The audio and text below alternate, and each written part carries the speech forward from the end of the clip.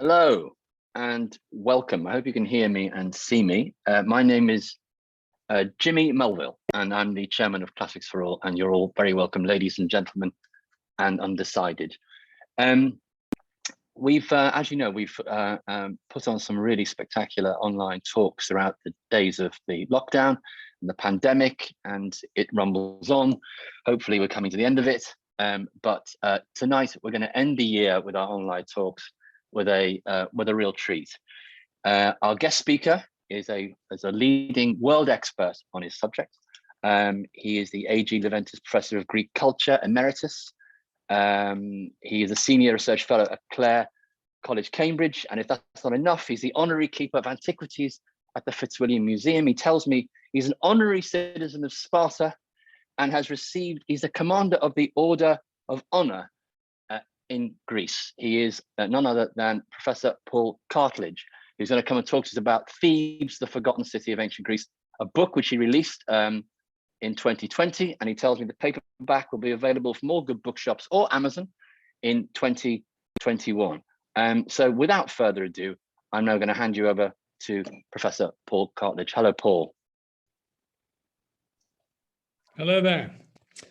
So, Jimmy, I shall now try to share my screen with you, and then I will make my little introduction. And if there's a problem, I know I can be helped with the backup at headquarters, Classics for All headquarters. So I think we're good to go. So let me first of all give a vote of thanks, first of all, to Classics for All. I've been a devoted follower of this wonderful educational charity pretty much since its inception 10, 11 years ago now. So it's a particular honor to give a talk in this series at the end of this calendar year on behalf of Classics for All. And I'm absolutely delighted that so many of you have signed up.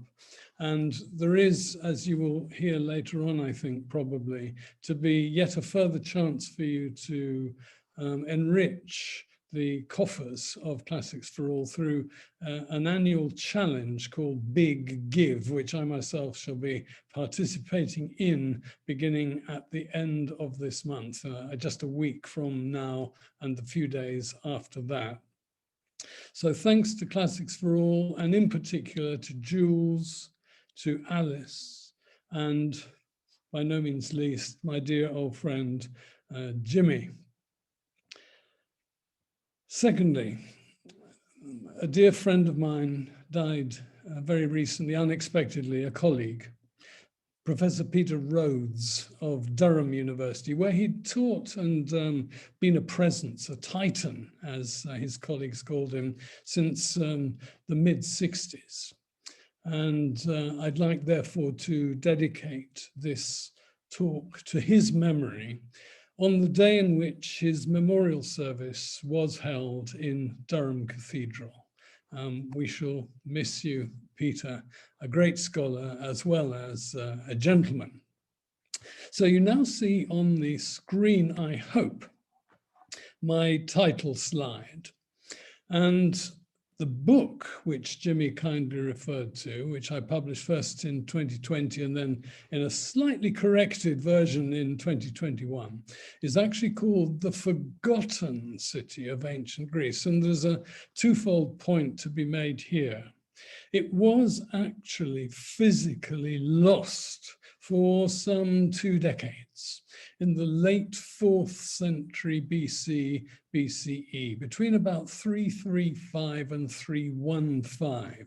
And right at the end, and I'm only going to talk for about 35 minutes, I will explain why and how Thebes came to be lost, in the sense of literally annihilated, made to cease to exist. But the book took a different approach in its subtitle, which is The Forgotten City of Ancient Greece. The point being the one that you saw perhaps on the introductory message from Classics for All, namely that though Thebes actually, in the ways that I'm going to try to illustrate for you briefly today, terribly important, It tends to get overlooked for good reasons and for bad reasons in favor of what we might call the big three of ancient Greece. That is, first of all, Sparta in terms of chronological priority, then Athens, and thirdly, the not city, but the nation or territorial state of Macedon, up in the north of Greece, which is going to be a key part of my story of Thebes right at the end. They tend to get the lion's share of the commemoration and the concentration.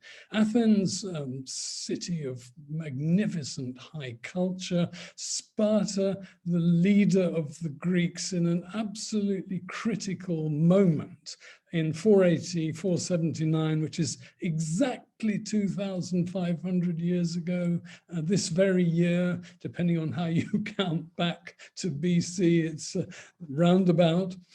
Sparta was the leader of a very small and shaky alliance which resisted a massive Oriental, specifically Persian-led invasion of mainland Greece, resisted and defeated, threw back with inestimable, and I mean that literally, it's not possible to estimate the consequence in terms of the effect that that victory had both on ancient Greek civilization of its own day, 5th century, 4th century, but more particularly ancient Greek civilization as we're thinking forward to how we look back on the ancient Greeks.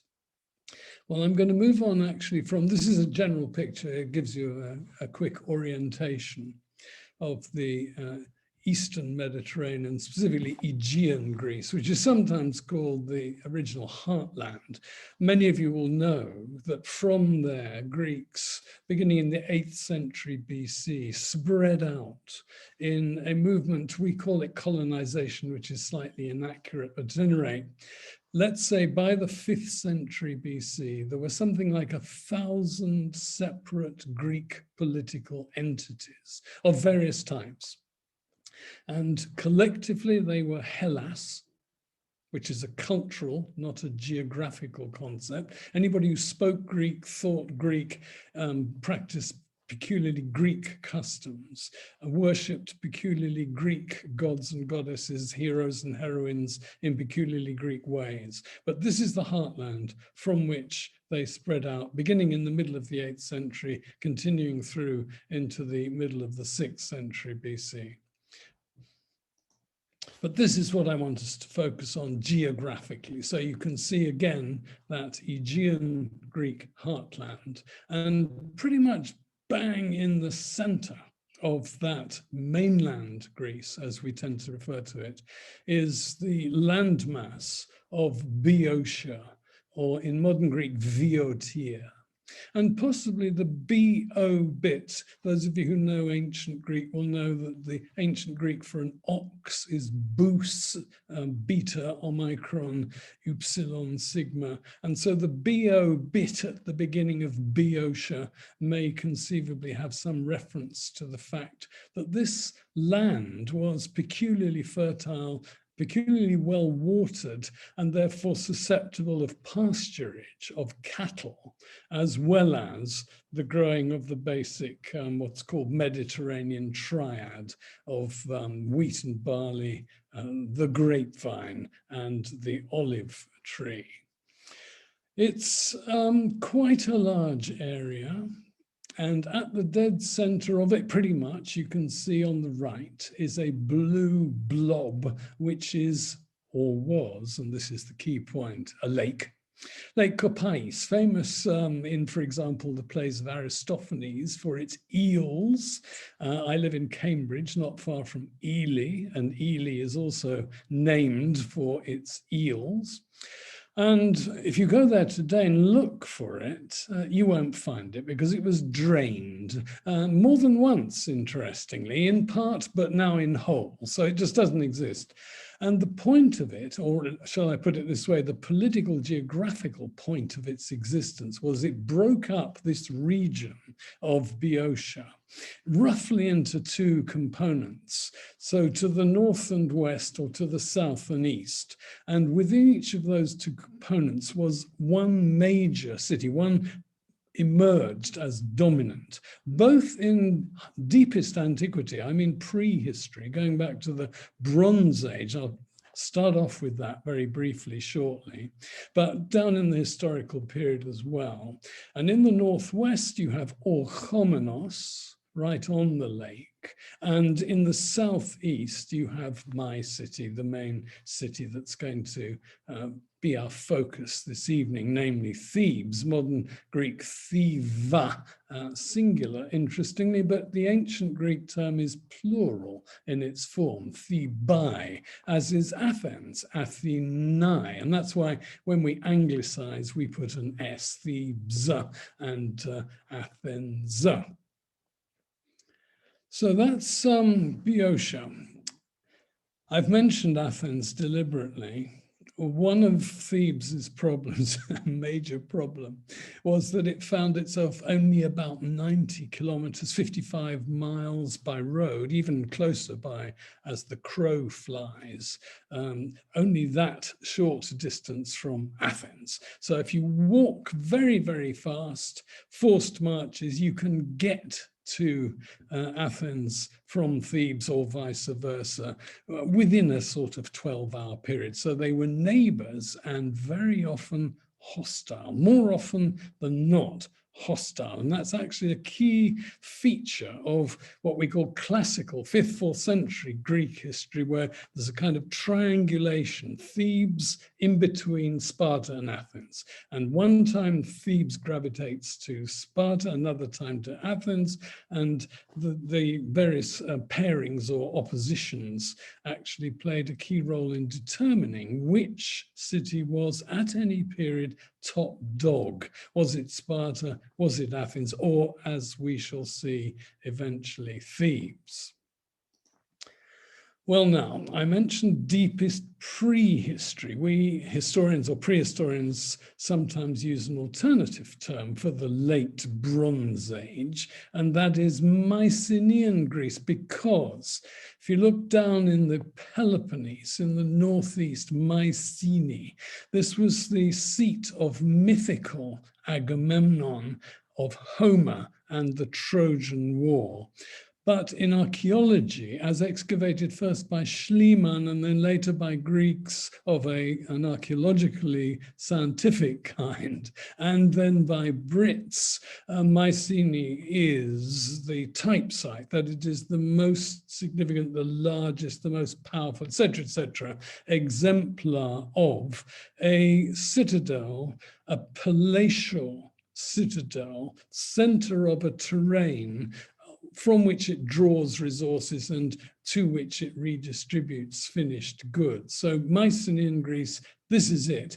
And you see, looking up the top of it, not quite right at the top of the map, but in the Boeotia bit of it, Orchomenos and Thebes, both of them very significant Mycenaean late Bronze Age Greek palatial sites in, what shall we say, the 14th and 13th centuries.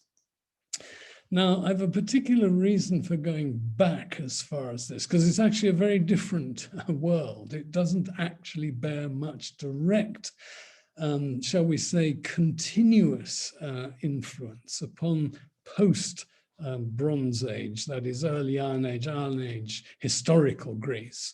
There is no direct legacy, because it's in fact a big gap. And one of the most significant markers of the gap between Mycenaean Bronze Age Greece and historical Greece is the form of script which the Greeks at those different periods employed. So I've put on, just to show you how weird and odd, the earliest form of Greek writing. We call it unromantically linear B because a number of the symbols were borrowed from an earlier, as yet undeciphered script called linear A, which flourished on the island of Crete, going back to the early part of the 2nd millennium. And the second point to make is, look how, whereas the alphabet, which the Greeks invented, various Greeks, different ways, using different letterings and so on, in the 8th century BC, look what they used that for. You know, obviously Homer, literature, high culture, eventually the plays of Aeschylus and so on and so forth, the philosophy of Plato.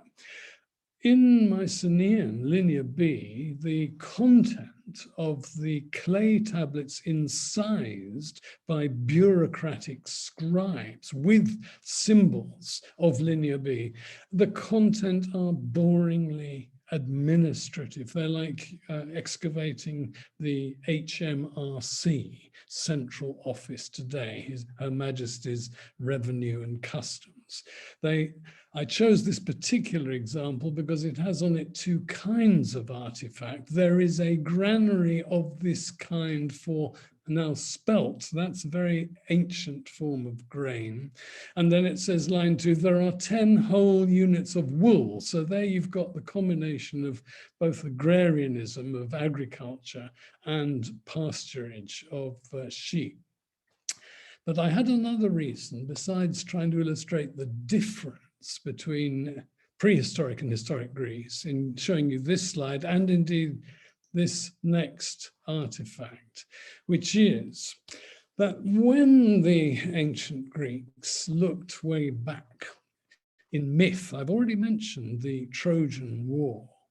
If there ever was a Trojan War, the civilization within which it would have happened, that generated it, would have been one located, we would say, in the 13th century BC, in the late Mycenaean Bronze Age, the high late Mycenaean Bronze Age, when Mycenae, rich in gold, as Homer calls it formulaically, was top dog, with Agamemnon running the Greek expedition to get back Helen, not because he's the greatest warrior, he's not, Achilles is, but running it because he's king of the biggest show in the Greek world, namely Mycenae. And note, he's king.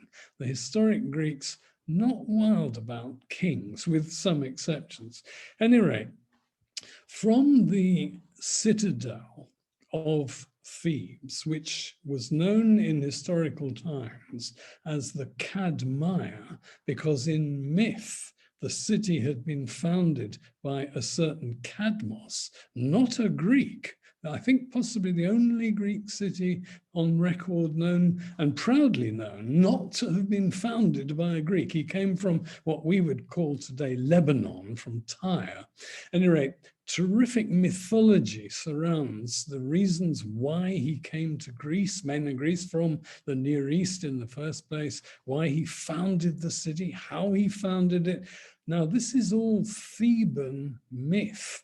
And I sometimes say there wasn't just one city of Thebes, there were actually two, namely a city of myth, and that's the one that I'm talking about here, as well as a city of history. And that's the one I'll be talking about later on. But actually, I'm going to intermingle the two almost throughout, because one of the points, I think, about being interested in Thebes and resurrecting it, in not forgetting it and not losing it, is that it contributed massively to a key dimension of what we think of as our, ultimately, legacy from the ancient Greeks, namely myth, mythology, literally a traditional tale and the study thereof. And of course, if you're Herodotus, father of history, you're rather contemptuous of mere myths because they can't be verified historically, but nevertheless, an important mode of thought. And modern scholars have done a lot to resurrect the validity of myth as a form of discourse, as a mode of thinking about the deepest questions. Who are we? Where do we come from? Why? What's the world made of? And so on. Anyway, to cut a long story short, I show you on the slide a very beautiful, very expensive toilet box. That's Pyxis, so it would have belonged presumably to a woman. And it came from the palatial area on the huge Acropolis known as the Cadmea of Thebes.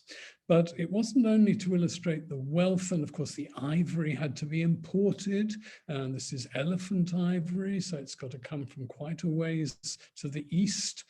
But the scene itself is one that interests me because, as I say, it depicts heraldically counterposed sphinxes.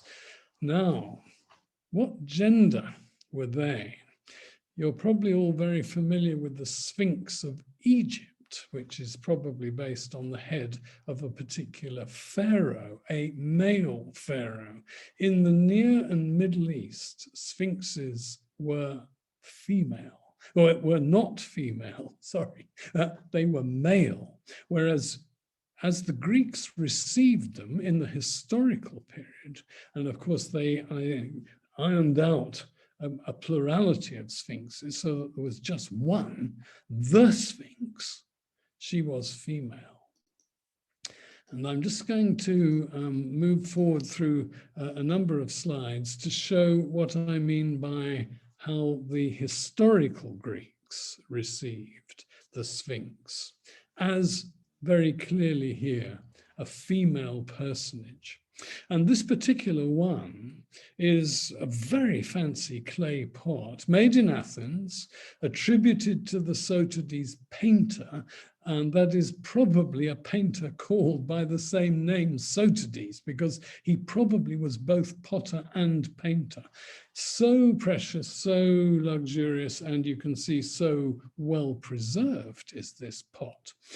It was exported and it found its way to a grave in southern Italy. And they were very keen in southern Italy on all sorts of things Athenian. They imported a great deal of Greek, especially Athenian pottery. Mainly Greeks did this, but sometimes non-Greeks influenced by the local Greek settlers who typically settled around the coast. This comes from inland.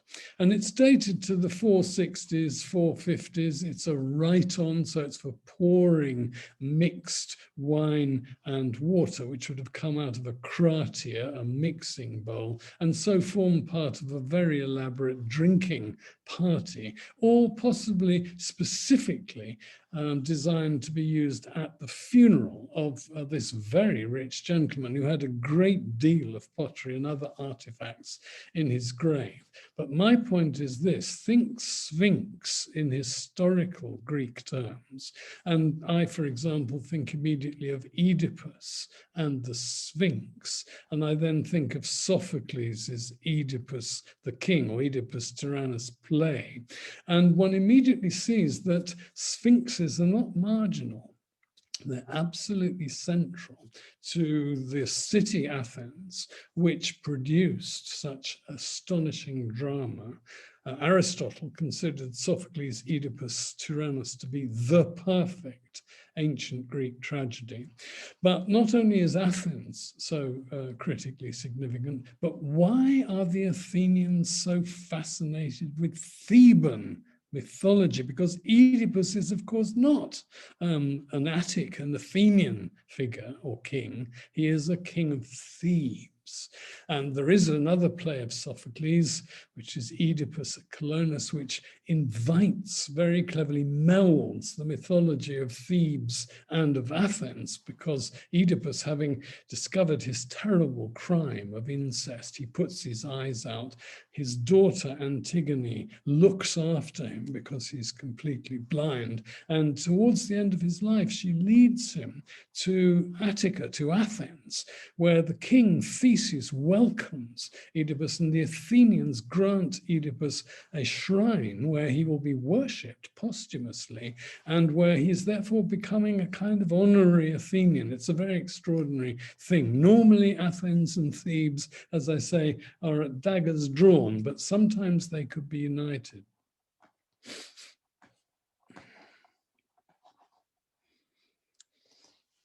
So, I've mentioned Sophocles. What about one of the other greats of the Athenian tragic stage, namely Euripides, Euripides. His Bacchae was composed, his bacchantes, his mad women, raving followers of Dionysus who give their name to the play Bacchae, was actually not composed in Athens for an Athenian audience originally, but Euripides was, of course, Athenian. It was composed up in the north in Macedon at the Macedonian capital, Pella. And that's another interesting feature of the cultural diffusion out of Athens, capital of culture. Macedon emerges onto the Greek stage really seriously in the late 5th century, becomes politically unified as a territory, and the king shows his taste, his cultural sophistication by inviting Athenian dramatists to grace his court. Well, Theban myths, and I think possibly this is one reason why they were so popular, sadly, were pretty gruesome. And here you see an early king, Pentheus, being torn apart. This is actually nearer to the foundation of Thebes than the Oedipus cycle. Oedipus is in a later phase of the house of the royal house of Thebes. And here you see the lid of a cosmetics bowl called a likanis in the 3rd quarter of the 5th century BC. So rather earlier than the Bacchae, which is right at the end of the 5th century BC. And it depicts two sisters, Agave, mother of Pentheus king, and her sister Ino. They're completely besotted. They are, as it were, drunk and raving.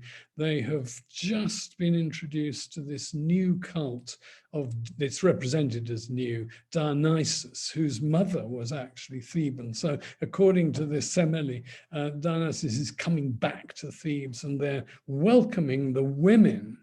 Note, not the men. Pentheus very suspicious indeed. And in their raving madness, they imagine that Pentheus is a wild animal, and they rip him apart. And this rather graphically depicts that. So I want to give you a little more sort of tasteful or a little kinder image of Theban high culture. And to some of you, it will come as a surprise when I use the phrase Theban high culture, because the Athenians, for example, were very, very snooty about Thebans as being culturally relatively backward, ignoring the fact that Pindar, greatest lyric poet of his generation, early 5th century, mid 5th century, and ignoring the fact that Pronomos, he is the guy sitting in very elaborate robes, playing his double aulos, his reed pipe, was the finest aulos player of his generation. And this particular pot, which is named after him, shows a theatrical cast for a play. And as it shows people dressed as satyrs, this means that it's one of the plays that were attached to the tragedies. Each tragedian wrote 3 tragedies and a satyr drama. So this illustrates that particular dimension.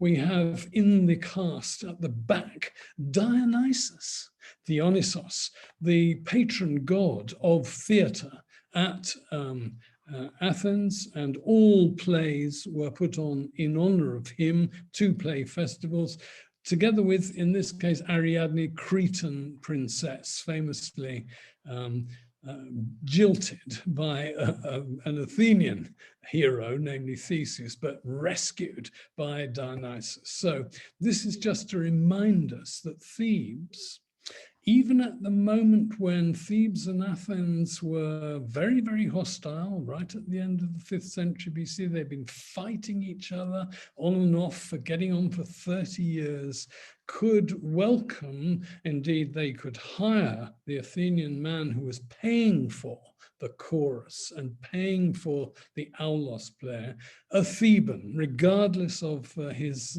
nationality, as it were. So I'm now going to move on to the great period. This has been my last 5 to 10 minutes or so of Theban history. And you'll see the maps entitled Greece under Theban hegemony. Hegemonia is a Greek word meaning leadership, literally, specifically in a military context. It doesn't have quite the flavor of imperialism. And there is a sense in which the Theban hegemony was anti-imperialistic. In other words, rather than colonizing other places and drawing the resources of those other places for the benefit of Thebes and Thebans, the Thebans actually took the view that it was part of their mission to liberate other Greeks and to establish new cities of an independent nature, to be part of, yes, their horizon, part of their hegemony, but not under their direct rule or control. Well, let me just give you a little bit of a background. In the 5th century BC, I've mentioned already the major invasion of the Greek mainland by the Persian Empire.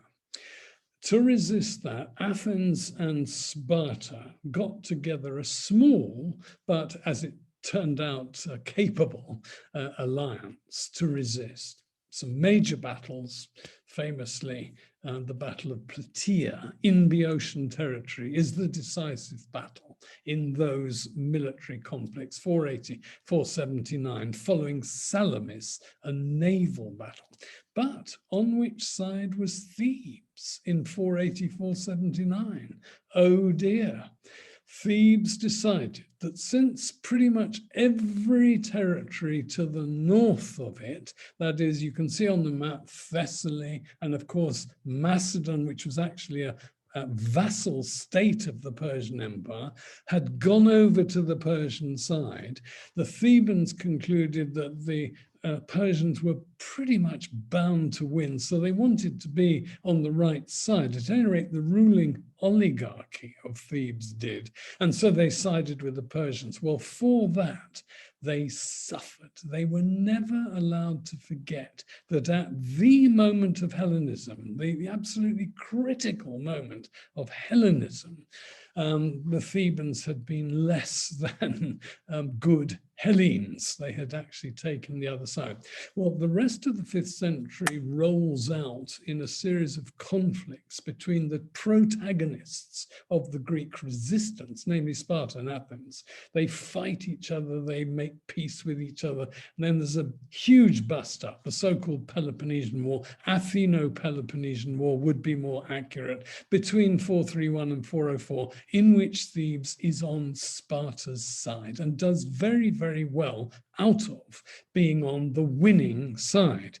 However, quite soon after, Sparta, having won the war, loses the peace, as it were. It throws its weight around to such a degree that very soon Thebes, the ally of Sparta, is thinking, do I want to be allied to this aggressive city that's actually throwing its weight around and not giving due recognition to the states that enabled Sparta to win? And so within 30 odd years, the first 3 decades of the 4th century BC, what happens is that Sparta so aggressively actually attacks and occupies Thebes in a very imperialistic way, to which the Athenians respond by aiding Theban exiles and others to overthrow the Spartan occupation, to gain Thebes its liberation, and then to become allied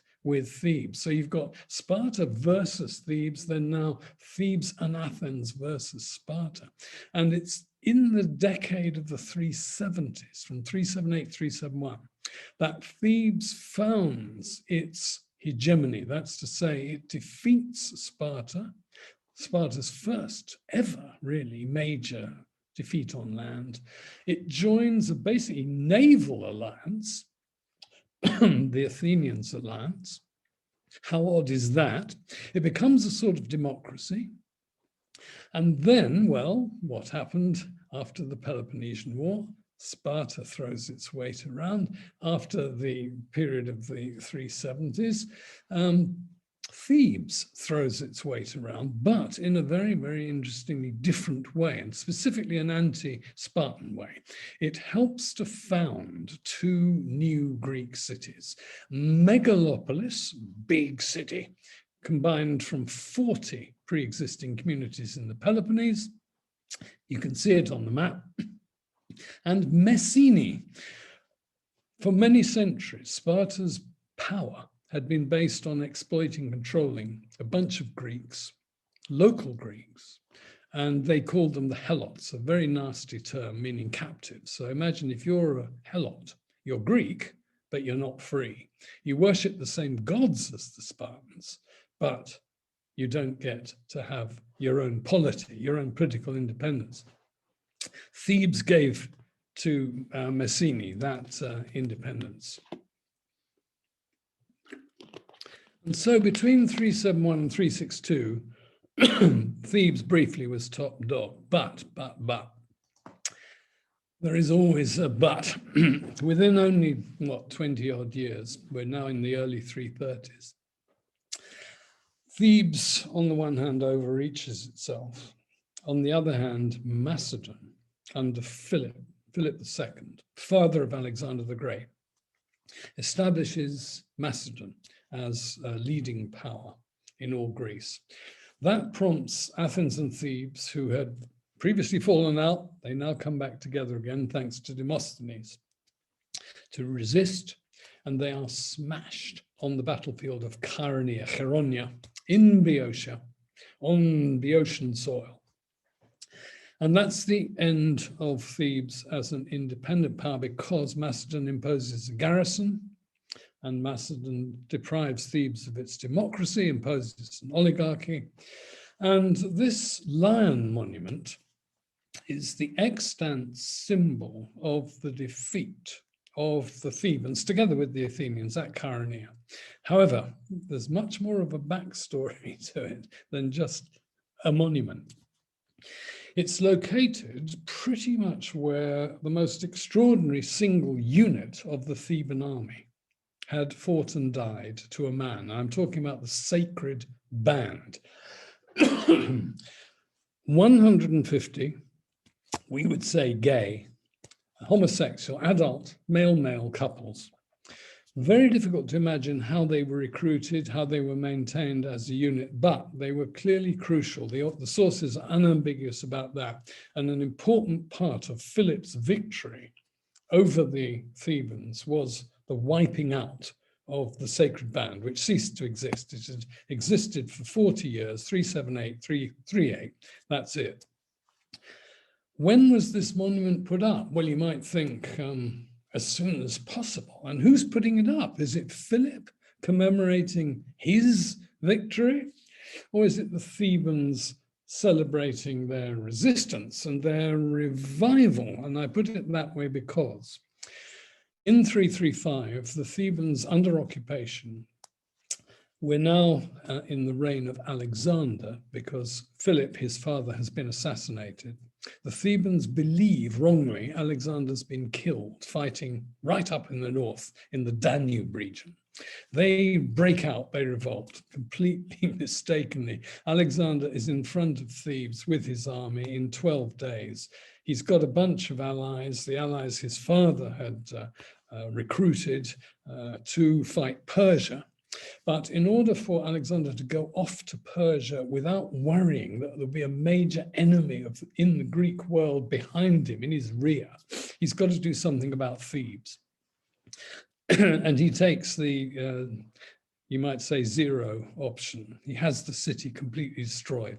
And the general view now is that after the 20 years of its annihilation, when it was resurrected, again by a Macedonian king, interestingly, but for his internal purposes, that the Thebans, of course, rushed back. They'd been exiled or killed, sold into slavery, whatever, a really bad time.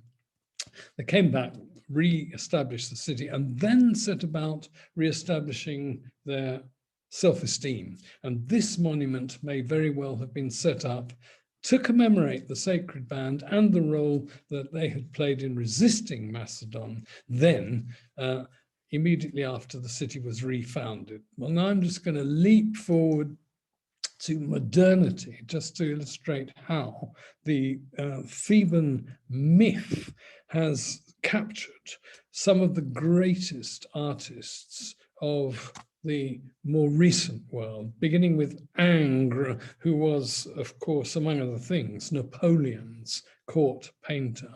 And so there's a very feminine, very female Sphinx. So this is the Greek Sphinx, and she is posing the riddle of the Sphinx to Oedipus, who is represented as a young man, heroically nude, though not revealing his masculine parts.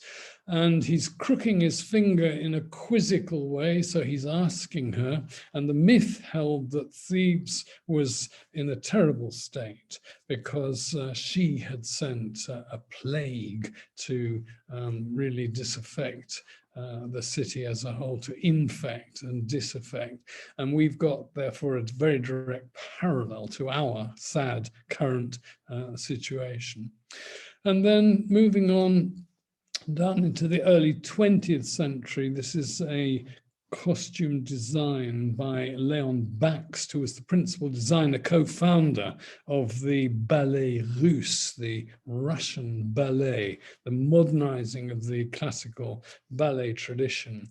And he designed and actually directed an entire ballet on a Boeotian theme. This is the ballet Narcisse.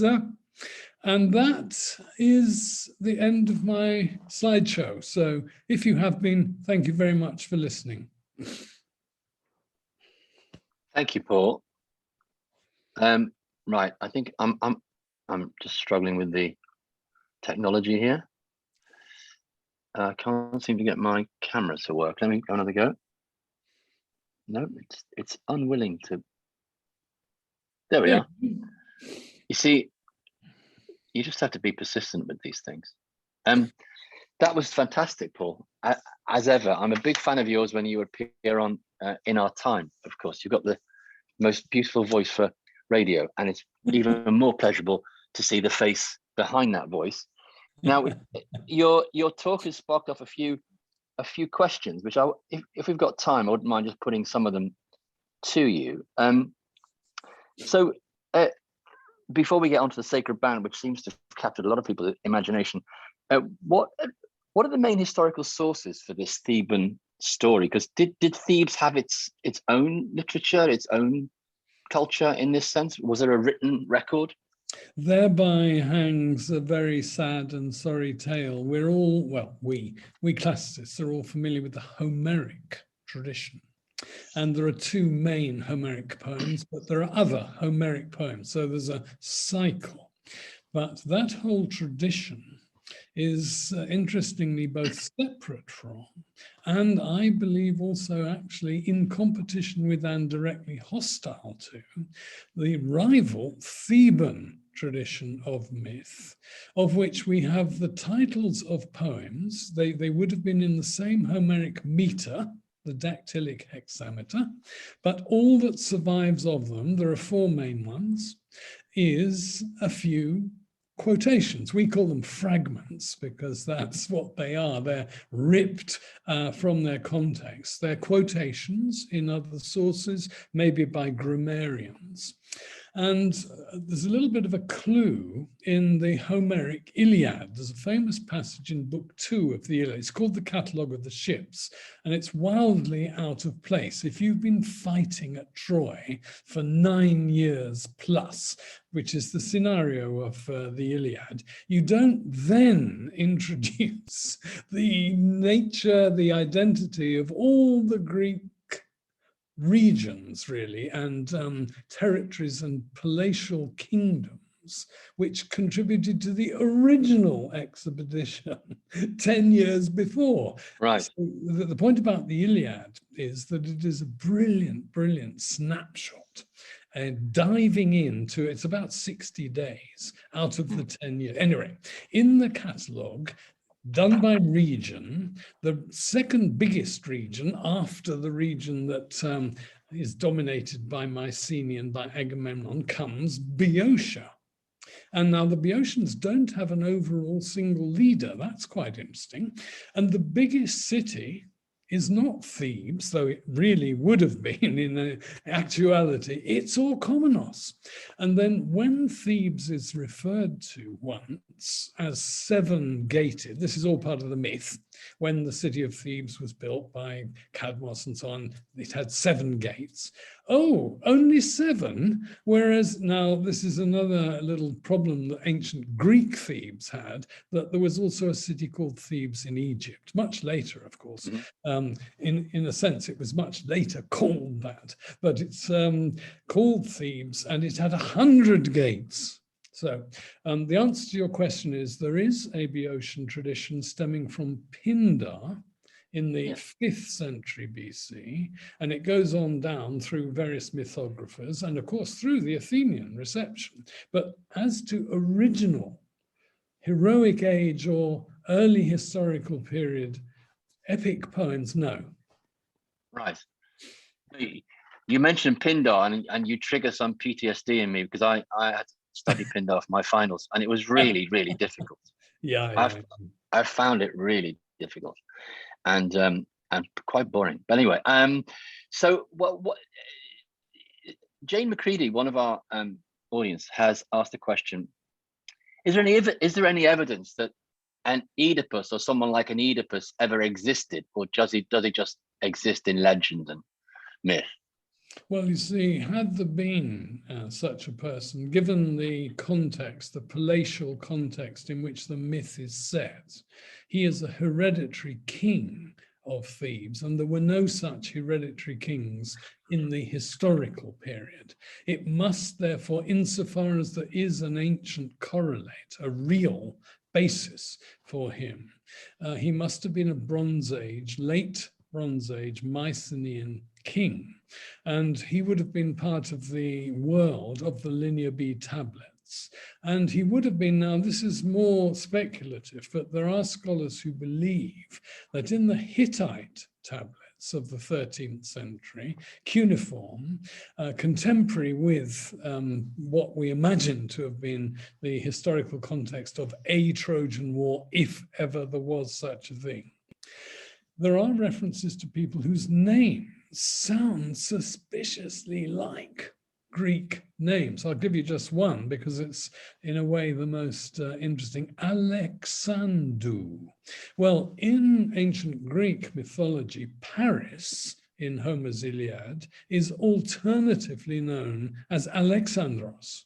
And so people have thought, interaction. Actual Greeks, of course, settled down the west coast of what's today Turkey, Anatolia, but that was not directly part of the Hittite kingdom, and therefore they're on the fringes, or insofar as they're in touch with the Hittite kingdom at all, it is a stretch to say that there is interlinkage between a Greek kingdom and a Hittite mega kingdom, which is a much larger territorial state.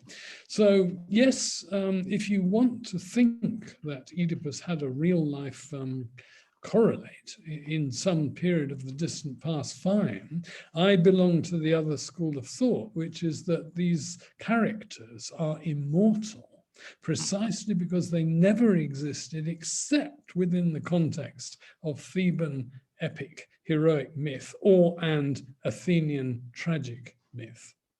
And given the fact there was this kind of persistent enmity, or certainly ambivalence between the Thebans and the Athenians, Francis Shaw asks a subsidiary question to that bigger question, which is then why, which you alluded to, why would Greek dramatists and why would Sophocles turn his hand to that story and then confect what Aristotle said was the greatest play in ancient literature? Why would it capture the Athenians' imagination in that way? There is one, and it's not a very pleasant thought, that pretty much every scenario involving the Theban royal house, it goes to the bad. It ends in tears with suicide, murder, sacrifice, etc., etc.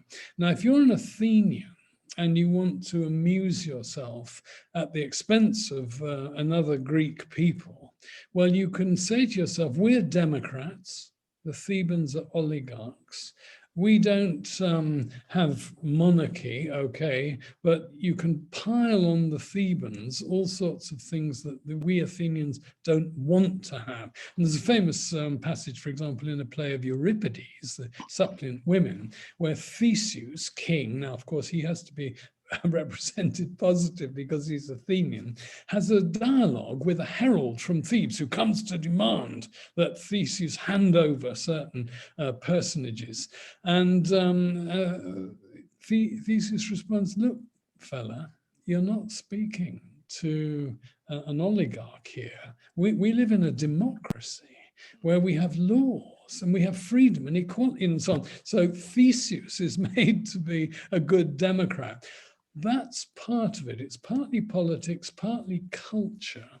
And of course, there is a timeless dimension. In other words, why do we still think there's something to be got out of a scenario, which is very specifically Theban in a heroic mode, as represented in a very different theatrical context of the late 5th century BC. All the actors are male, it's out of door, you know, all the stuff I mean about how unmodern ancient Greek theatre was. Nevertheless, we still think that there's something to be said. And I believe Antigone, another one of the cycle, that is, of course, Oedipus' both half-sister and daughter.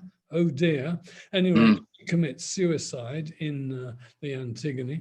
And she is therefore represented, I believe today, it is the most performed in translation of all the ancient Greek plays. Yeah. And it was in fact the subject of the triennial play, wasn't it? The last triennial play, which is a very good production. And so finally, we can't let you go without, you just dropped in this notion of the sacred band. Yeah. And then it's fired everybody's imagination about, so a hard fighting, mean, tight group of fighters who are all 150 gay couples. I mean, it's such a great story and feels like it resonates with a contemporary audience. Why? How? Yeah. What happened? Tell us about them. Yeah, you've got to put it in much broader, of course, cultural context, where their notions of gender and sexuality are very different from our own, such that though what they call pederasty, not what we understand by pederasty, relationship, probably sexual, between an adult male and a sub-adult male, a teenage male, was perfectly acceptable in certain circumstances in accordance with certain norms. So there were no religious taboos. On the contrary, Heracles, another Theban divinity, had his boyfriends as well as his girlfriends. And so Thebes was one of those cities, like Sparta, like Elis, there are a number of others, in which homosexuality, both pederasty and adult male-male sexuality, this is what's different, was perfectly okay. And so on that basis, imagine you are the founder of this new sacred band. His name was Gorgidas. You have a tradition of mentoring of young teenagers by very tough, newly adult warriors, involving possibly a sexual dimension, but certainly a military dimension. So you build on this. Now you might say, okay, why Thebes? Why nowhere else? Can't answer that. It was unique and nobody, no other city copied the Thebans. And I think partly that might be two reasons. One, most male-male homosexual relations, pairing relationships were asymmetrical, adult, adolescent. By definition, if you're in the sacred band, you're an adult. And so it's adult, adult. And therefore, they may, some of them, have been much more like what we understand to be a homosexual, a gay person today, than the typical, who is a bisexual ancient Greek. So, for example, my favorite ancient Greek happens to be a Theban, Epaminondas. He never married. And there are stories about him, oh, I never married, but I've got 2 daughters. And then he meant his 2 cities. Or I've got 2 daughters, the 2 great battles he won. Because in Greek, the word for battle is feminine. The word for city is feminine. But anyway, he was what you and I would call a preferred and dedicated gay, homosexual. So Thebes, unique. Yeah, and it kind of, my imagination is kind of racing away and thinking that, if married couples were formed into military units, I wonder how the fighting would go there, whether they'd be able to stop fighting each other. So let's move on. Final question. Can't let you go without asking this question. Can we visit any archaeological sites at Thebes? I mean, can we go and, because obviously people are attracted to Athens and to Mycenae and all those other places, but can you go and see ancient Thebes in the flesh, as it were? Yeah, well, yes and no. I mean, it's another reason why Thebes has been forgotten or lost in a way that Athens hasn't. The Cadmea of Thebes is not the Acropolis of Athens. So it's been excavated, it's been turned over, but there are no standing monuments of terrific size and grace or elegance as there are in Athens. On the other hand, go to Orchomenos and you'll find a massive Tholos tomb. Now that's a beehive tomb, like the beehive tombs at Mycenae, treasury of Atreus, for example. So you get prehistoric Boeotia and prehistoric Orchomenos, but though, yes, there are sites to visit. You can try to track the battlefield of, for example, Plataea. You can see the monuments that the Thebans put up for their victory over the Spartans at Leuctra. There are archaeological remains, but it's nothing like the general picture that you have concentrated, not just, of course, in Athens, but in Sunion and other parts of Attica. Now, Thebes in this respect is much more like Sparta. And both those cities, when the modern Greeks, after the independence, we're celebrating, by the way, the 200th anniversary of the beginning of the Greek War of Independence in 1821. Well, when Sparta was refounded, when Thebes was refounded, the cities were built smack on top of the ancient sites. Well, look, Paul, we've got another thousands of questions coming in. Time is our enemy and we've run out of it. So I want to thank you very much for spending some time with us. It was absolutely brilliant. What a lovely way to round off our year. Well, I know you've got more business to do now. Well, I'm gonna plug again what you very kindly did at the beginning of your talk, which is to remind everybody that on November the 30th, as you know, it's the beginning of the Big Give Week. And we really need your help. We've got big plans for Classics for All. We're not just a charity. As the Prime Minister said, we have a mission. Well, he has a mission, we have a mission, and the mission is to right the wrong and to get classics in all its glory back into as many state schools as we possibly can. And that's our mission over the next 10 years. So we need all the help you can possibly give us. But before you sign off, stick around because we've got a very interesting, very short discussion, which is going to tell you about some of the work that we do at the Coalface. We've got Hilary Hodgson, who's now going to just chat to Charlie Andrew, who's our brilliant training and resource manager. And they're going to talk about their work, the importance of their work at primary school level. I sat in a class recently in primary school and watched these 8-year-olds being introduced to Latin and to etymology, and it was one of the most exciting hours I've spent for a long time. So, Hilary, over to you.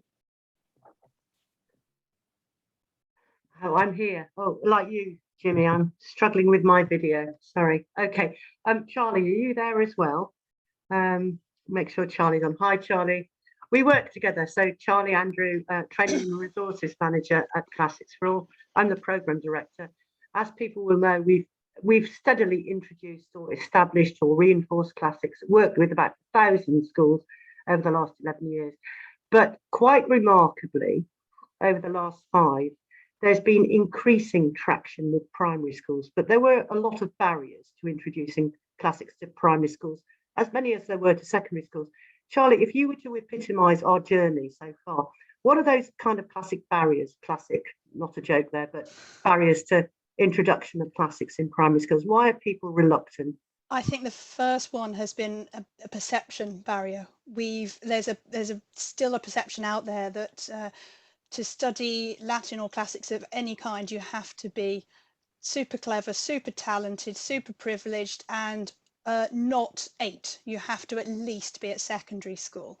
And I think we've chipped away over the last few years of just demonstrating that that is simply not true, and that a Latin and classics provision at primary can actually be a very useful tool across the curriculum.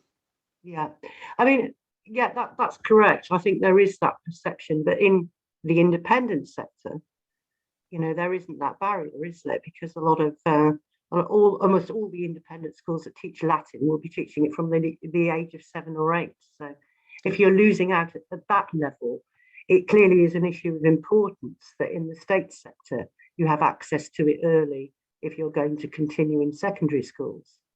Yeah, I think there's an argument for sort of building from a grassroots approach. So children who have learned a little bit of Latin at primary school are much more likely if they're given the opportunity at secondary school to say, well, yes, I feel confident enough to take that opportunity because I feel that I understand the subject. Also, and hopefully this kind of this is going to filter through soon, if students get to secondary and they don't have a classics provision or a Latin provision, they may feel compelled to shout out and ask for it, or they may choose their secondary school because they want to carry on with their classics provision. In other words, we're kind of hoping that the bottom-up approach will build a pipeline, aren't we, from primary school to secondary school. So, I mean, there are barriers. There's also the modern language barrier that, you know, there's no utility in Latin, isn't there? Do you find much resistance in primary school saying, you know, well, we're teaching French, what the heck should we swap to Latin? There is, but it's actually quite an easy barrier to overcome because you just start talking about increasing vocabulary and enriching vocabulary at Key Stage 2. We have, well, it started just before lockdown, but it's really taken off over lockdown. We've been running what we're calling word roots seminars, both at Key Stage 2 and at Key Stage 3. We did one offline and then lockdown happened, so we've been running them online. I think we run them at the rate of 2 or 3 online each week at the moment. And it's just showing schools how you can, a little bit of knowledge of ancient Greek, a little bit of knowledge of Latin is a very useful tool in enriching children's vocabulary understanding, both right now, but also giving them the tools that they're going to need going forward into secondary school and beyond. And one of the great things that happened in 2014 was that Latin became a foreign language on the primary school curriculum. So it's been part of the driver that's driven us towards this goal. So you've hooked them with word roots and etymology. We've done that. What other tools of persuasion do you need to get a senior leadership on board who might not be committed to teaching Latin? I mean, how do we collectively go about that, Charlie? Well, I think the fortunate position we're in at the moment is that little clusters, geographical clusters of schools are starting to catch fire, as it were. It succeeds in one school or one little cluster of schools, and then the cluster of schools around that area get to hear about it as well. If you look at, I think Birmingham is one of our great success stories, where I think we have about 40 primary schools, and most of those have been acquired in the last 3-4 years. And a lot of that has stemmed from a couple of sort of beacon schools that have really embraced Latin and classics and have evangelized to the rest of the teaching community in the area about it. Yeah, and there are some slightly more resistant parts of the country, but once you get traction, word of mouth does a whole heap of good, doesn't it? Especially if you've got a multi-academy trust or quite well-established, reputable head teachers whose word counts, who kind of help you on your journey. Once we've got these schools on board, at least through our kind of subtle inculcation techniques, how do we train them? I mean, how do you actually train teachers? What's the key to getting them excited? What works? Well, the first thing we do is make sure that they thoroughly understand the materials that they're going to be teaching. So we support them with lots of ancillary materials, notes, schemes of work, and things around the classroom materials. And I think that is one of the key things that they find to be useful, because they're not specialists. No primary teacher is a specialist, and they have to be a jack of all trades. And sometimes, especially with languages, that can lead them to feeling very insecure about their subject knowledge and about their ability to teach it. So we give them lots and lots of sort of written, documented support. But we also, the way that we train teachers, I think, has evolved over the last few years, partly driven by the pandemic. So whereas before we might have gone into a school on an inset day and spent a whole day with the school, and we'd only have had an opportunity to do that at very limited times of the year, we've kind of pivoted to online training in the last couple of years. So now what we're doing is, and this is much better for teachers and for their work-life balance, is we're going in online and we're teaching them in regular 2-hour training sessions after school, so they don't have to worry about cover or shell out for cover. And we are recording those sessions so they can go and refresh on the subject knowledge if they need to. So I think online has been a real blessing for us, and it also means that trainers across the country can effectively train any school in any region of the UK, which has been really helpful for us. Yeah, it's slightly busted apart our whole notion of regional networks. They're a lot more porous than they used to be, because we've discovered that actually we can be more flexible. That doesn't mean to say, however, Charlie, that on occasion we find that face-to-face training is important, building confidence is important. But how, I mean, I suppose the other thing, drip training is useful as well, but how do we keep it going? I mean, what do we offer teachers in the slightly longer term to maintain it? I mean, the turnover rate in primary schools of teachers is very high. The confidence levels aren't high. 25% of primary teachers in an average school, you know, will move on to another job within a year. So it's a never-ending circle. How do you keep them on board? Well, I think it was best described to me, I think, by a teacher as Classics for All are offering a very boutique service. Mm-hmm. So we keep in close contact with the schools. So we do it either through head office, but more often with our local networks that are run mostly through universities. So our network coordinator will interface with schools once they're brought in on a grant, and they will make them aware of events coming up, things they can participate in, teach meets, but they will also check in with them on a regular basis to see what their training needs are, and to help them either write a new grant application or to talk to me to organise more training for them. Yeah, so sustainability is key and keeping going is key. One last question, because I'm aware of time and people might get bored, but can you think of a single setup or a single school or a setup of schools which, for us and for you in particular, that you've worked with particularly? We've got about 30 trainers across the country now, but what epitomises success? What are you most proud of in terms of a school setup or a school?